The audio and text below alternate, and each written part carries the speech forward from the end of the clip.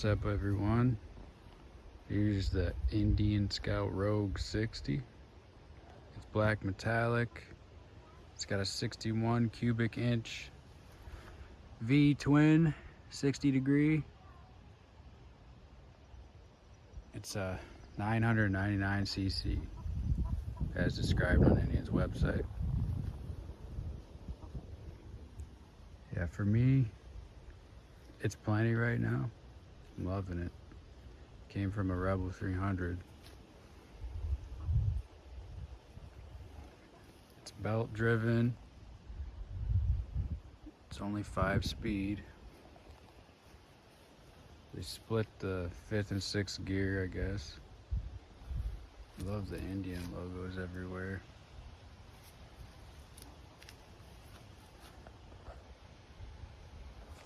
Especially loving this one.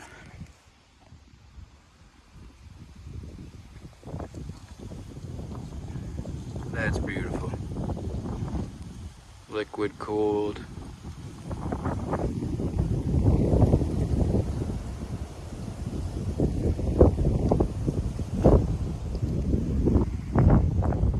I think the 2022 models and up have this new seat. I tried the old Scout seat out and that thing was uncomfortable, but this one, it's amazing. For this setup, especially for me, my height. License plate, bracket, dual exhaust,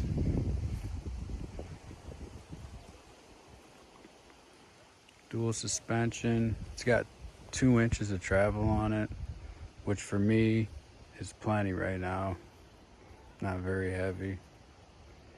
I imagine if you had a passenger all the time, you might want to get the Fox shocks and get another inch of travel.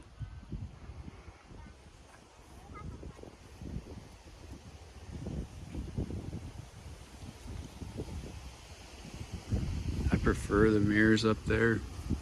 I know the standard Rogue has the mirrors drop down, but I like them up there. I can see everything from that angle.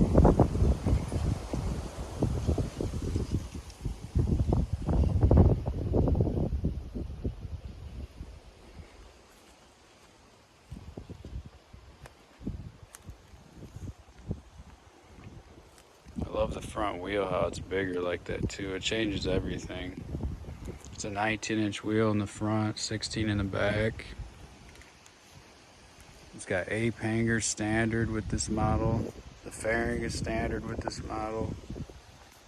The only problem with this model is that halogen light. I think that's kind of messed up. Everybody has an LED. $4,000 bikes have LED headlights. But the turn signals are LEDs in the back, turn signals. No issues with that. Those are nice and bright. The infotainment is actually LED too. Let's light it up.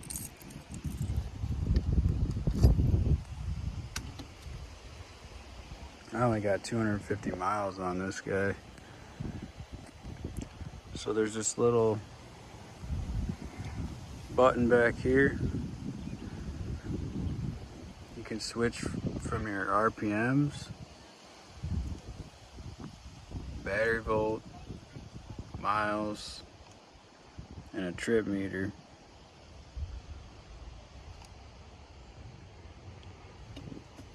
Actually, I like that it does have the shift sequence in there. It doesn't have a fuel gauge though. It has a fuel light when you're low on fuel.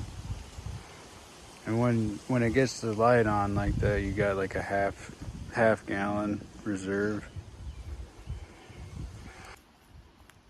Actually, when you hold down your turn signal, you can put your 4-ways on.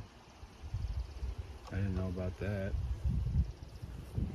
Also, I think it's new to the 2023 models. That's what this is. You got a USB port right there. Something else I really like got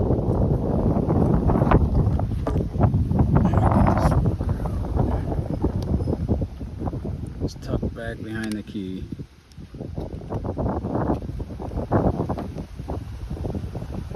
Battery tender, ready to go. That's a good thing. I think that should be standard on bikes anyway. What else? Oh yeah, there's another position for the key. You push in, turn it back one more, and it leaves your tack on, but it has like a running light in the front instead of your standard light. I'll turn it back to the standard position. That's the standard light, and then this is with the brights. Can't really tell during the day, but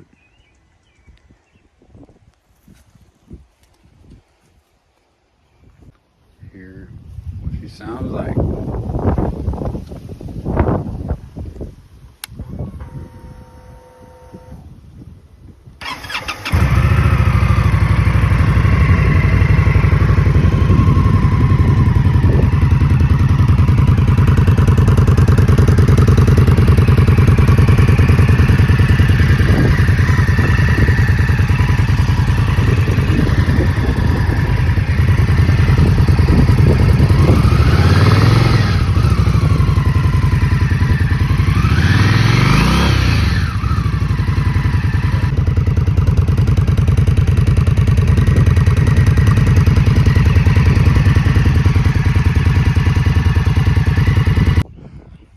Can't say enough good things about it.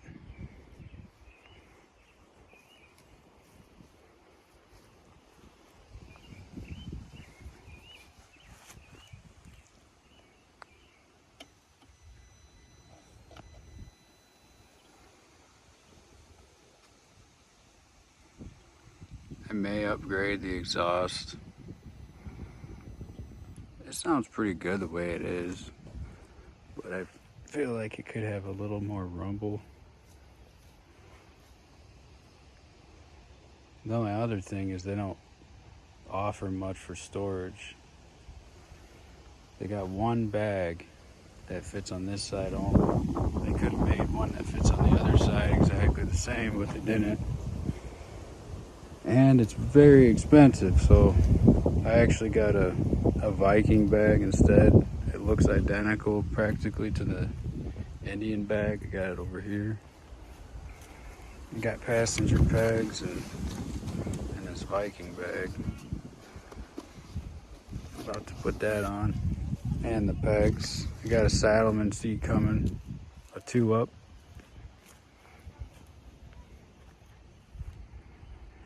I think the torque RPM is 5,800.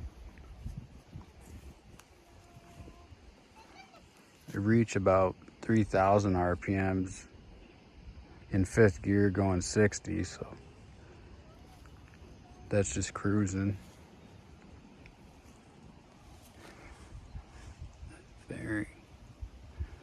It's actually pretty sweet.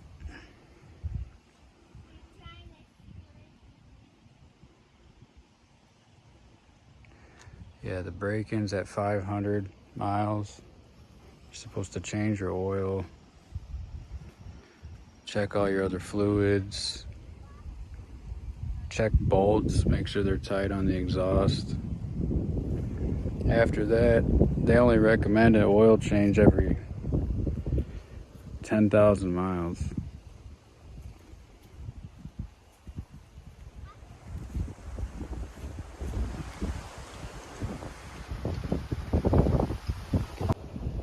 It's got a 62-inch wheelbase,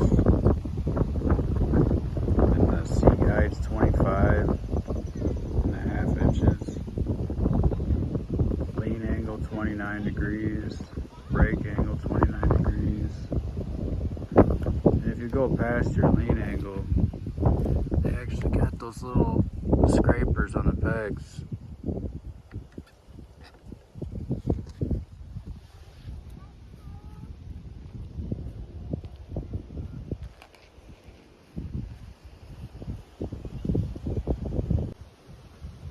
I'm loving this bike. I'm gonna do a separate video for the Viking bag and the pegs. Alright everyone, take it easy.